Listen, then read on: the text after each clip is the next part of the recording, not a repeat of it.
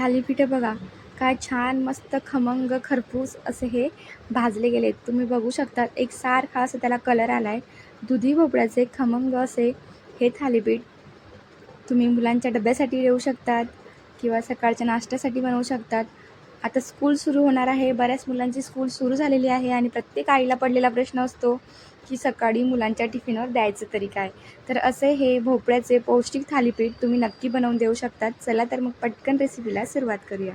तर इथं सर्वात आधी एक वाटण तयार करून घेऊयात. यासाठी लागेल आपल्याला 5 हिरव्या मिरच्या, 10 ते 12 लसूण पाकळ्या, 1 चमचा जिरं आणि पाव चमचा इथं ओवा. लसूण जरा जास्त घाला म्हणजे छान अशी लसणाची चव थालीपीठामध्ये येईल आणि थालीपीठ खायला खूप चविष्ट आणि खमंग लागतील. तर बघा इथं मी वाटण तयार करून घेतलं आहे आणि आता इथं मी पिठं घेते आहे. सर्व पिठं आधी सर्व एकत्र करून घेऊयात. तर यासाठी मी घेते 2 वाटी गव्हाचं पीठ, अर्धा वाटी इथं ज्वारीचं पीठ घालते आहे. तुमच्याकडे जर अजून कुठले पिठं असतील जसं की नाचणीचं, बाजरीचं ते घातलं तरी चालेल आणि पाव वाटी बेसन पीठ, चवीनुसार मीठ, 1 चमचा धने पावडर, लाल तिखट 1 चमचा, तिखट तुम्ही थोडं कमी जास्त केलं तरी चालेल, हळद. हे सर्व कोरडे जिन्नस आता आधी काढून घेतलेत आणि मग त्याच्यानंतर आता इथं भोपळा किसायला घेऊयात. कारण भोपळा जर आधी किसून ठेवला तर तो काळा पडतो, म्हणून सर्व जिन्नस काढून झाल्यानंतरच आपण सगळ्यात शेवटी भोपळा किसून घेऊयात. तर बघा इथं छान स्वच्छ भोपळा धुवून घेतला आहे. छान असं 2 भागांमध्ये कट करून घ्यायचा आणि आपल्याला जेवढा भोपळा लागेल तर इथं भोपळा जरा मोठा होता तर मी अर्धा भोपळा यूज करते आहे. साल काढून घ्यायची आणि आता हा किसून घेऊयात. चॅनलवर नवीन असाल, अजून सबस्क्राईब केलं नसेल तर चॅनलला नक्की सबस्क्राईब करा आणि व्हिडिओ आवडत असेल तर लाईक कमेंट करायला विसरू नका. तर बघा इथं भोपळासुद्धा छान असा किसून झाला आहे आणि आता हा लगेच आपण पिठामध्ये मिक्स करूया.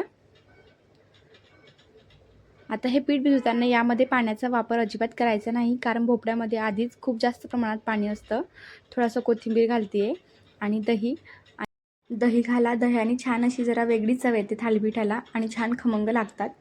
तर बघा आता जी आपण वाटण करून घेतलं होतं हिरवी मिरचीचं आणि लसणाचं ते आता यामध्ये घालूया आणि हे सर्व पीठ छान भिजवून घ्यायचं. पाण्याची अजिबात गरज लागत नाही.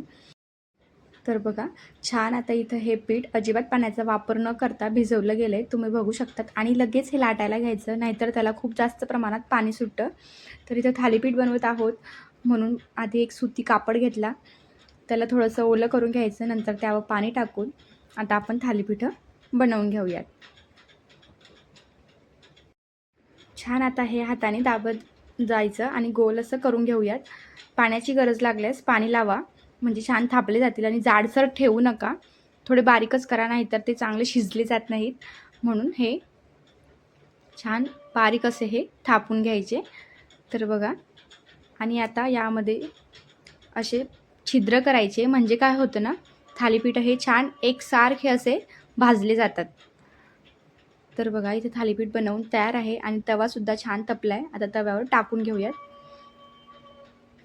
आणि आता यावर झाकण ठेवून मीडियम फ्लेमवर हे एक 2-3 मिनटं शिजू द्यायचं.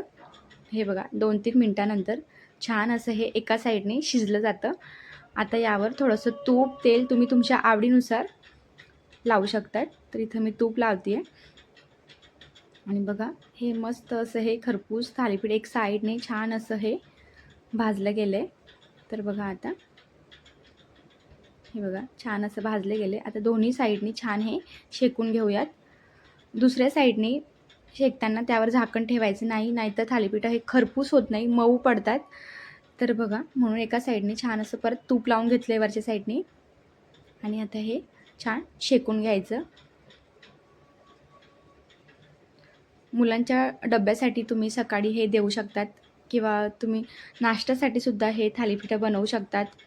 खूप खमंग आणि चविष्ट आणि पौष्टिक असे हे थालीपीठं बनवून तयार होतात.